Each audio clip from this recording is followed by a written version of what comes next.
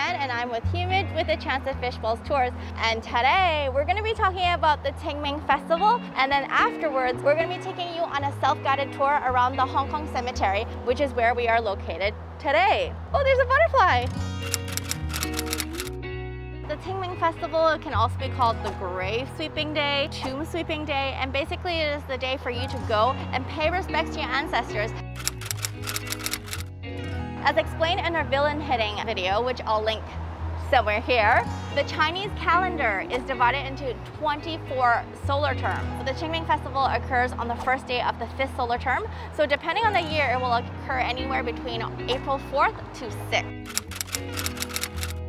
If you have ancestors that are buried here, then you would go with your families to go and tidy up their graves and pay respect.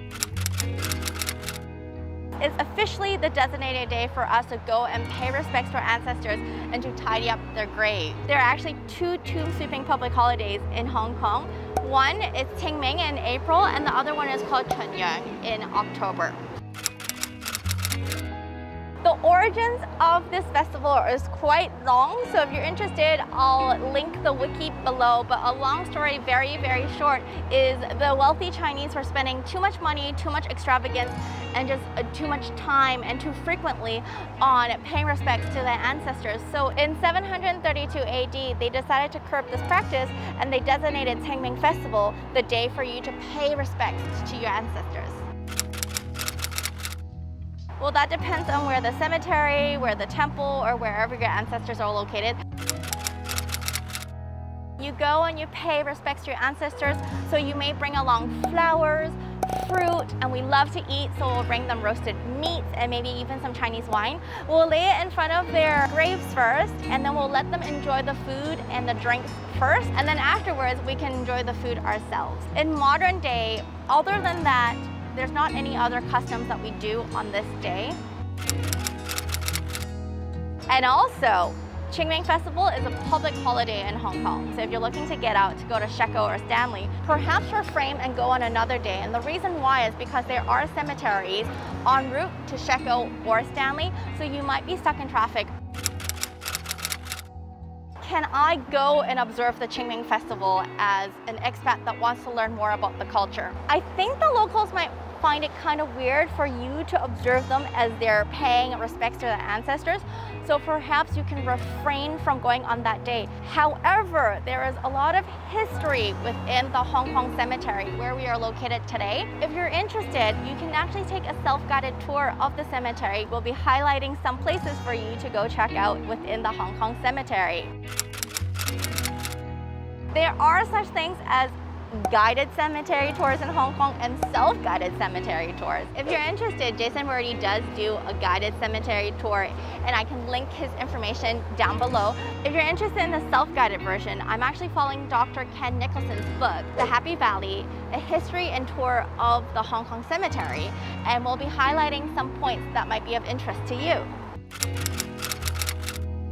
So let's talk about cemeteries in Hong Kong. There are actually public and private, so there are 10 public cemeteries. If you feel like you don't have enough money to live in Hong Kong, then unfortunately you also don't have enough money to die in Hong Kong. And the reason why is because public cemeteries have a queue. It's about a 4-year queue. Now the space in the public cemeteries aren't permanent either. So in 1991, the government decided that the spaces would have to be recycled. So that means that you only get that space for 7 years. After that, you're dug back up, and then you are either exhumed, cremated, etc. Well, if you're thinking about taking the private cemetery route, good luck. You're gonna have to have 3 to 5 million Hong Kong dollars to spare. Because it's so expensive for space in Hong Kong, a lot of people now are choosing to be cremated instead. Now, when we're talking about cemetery tours, it has to be the place of Happy Valley, the place known for horse racing. But do you know why it's called Happy Valley? Well, it's actually not because of the horse racing, even though in Chinese, Happy Valley is Pao Ma Day. Horse racing grounds is what it literally translates to. So Happy Valley doesn't actually correspond to the horse racing. It actually corresponds to a little bit of history. What happened was in the 1840s, when the British set up camp in the area of Happy Valley, malaria swept through the area, and the Brit was being a little bit witty and sarcastic, and he used Happy Valley as a euphemism for cemeteries, and he said, well, isn't this a happy valley? And that's how the name was born. So Happy Valley isn't very big, but there are actually 6 cemeteries located within this area. The Parsi Cemetery, the Hindu Cemetery, the Muslim Cemetery, the Jewish Cemetery, the Hong Kong Cemetery, and also St. Michael's Catholic Cemetery. To be buried in the Parsi, Catholic, Muslim, or Hindu cemetery, you have to belong to that certain faith. However, in the Hong Kong Cemetery, there is no such clear-cut identity. The Hong Kong Cemetery is the oldest cemetery in Hong Kong, built in 1845. It has the earliest dated grave. It has the oldest colonial building that survived here as well. So we're going to be using here as our guided tour. All the information that I'm telling you about the cemeteries can be found in Dr. Ken Nicholson's book. Now, I highly recommend his book. Like I said, all the information I'm telling you now is based on his book.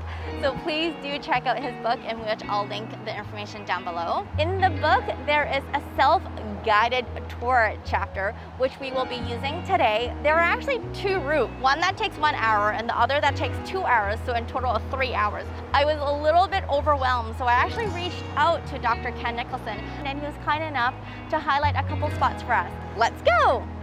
These are the markers that you would use for the self-guided tour.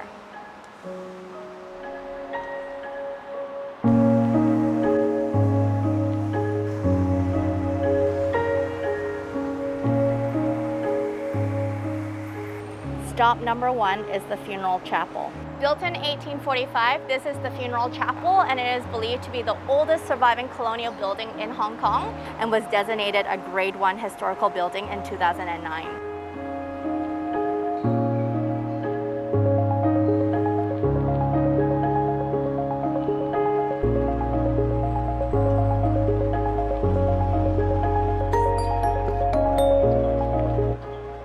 Next stop, the fountain.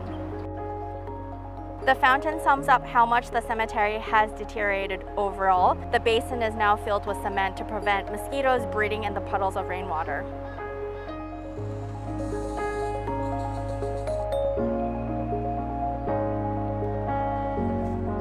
The repair of the headstones is considered to be the responsibility of the private owners. Some of these tombstones date really far back into the 1800s, and so obviously they didn't leave a forwarding address. This has a serious impact of the overall condition of the cemetery. Next, we have the earliest dated grave in the cemetery, which is at S11. The earliest dated grave in the cemetery is of Commander William Brodie's, and it can be found right of the fountain. Expensive memorials and box tombs such as his required a lot of stone and soon fell out of fashion.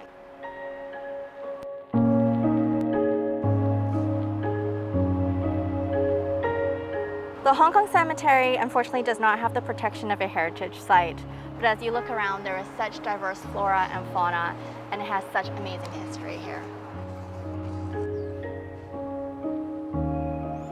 Next, we have Sir Robert Houtung's grave. This is Sir Robert Houtung's grave. He was called the Grand Old Man of Hong Kong, the great uncle of Casino King Stanley Ho. He was dubbed as the Far East JP Morgan, and he was supposedly the first billionaire of Hong Kong.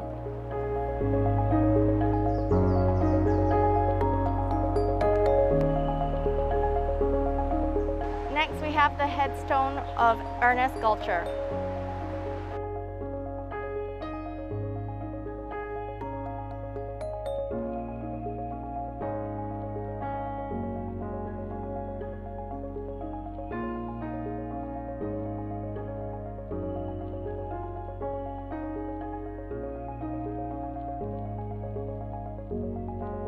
There were actually tigers in Hong Kong. Constable Ernest Goucher, he was on duty in the New Territories when he was mauled by a tiger.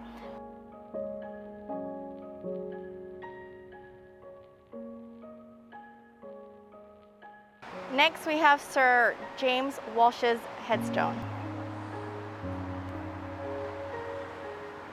And here's the memorial of Sergeant James Walsh. As you can see here, who departed this life? The "this" looks like it's been added in later on. So that begs the question, why not redo the whole engraving?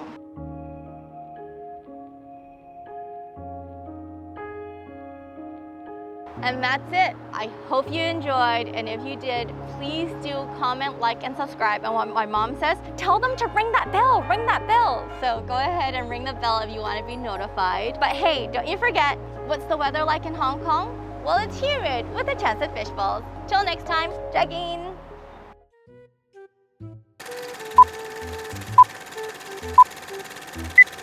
Bug? There's only bugs here. Friendly reminder, remember to bring bug repellent. I'm just extremely allergic, but you get the idea. And that's a wrap. Yes. Oh no, I didn't turn it on. April Fools.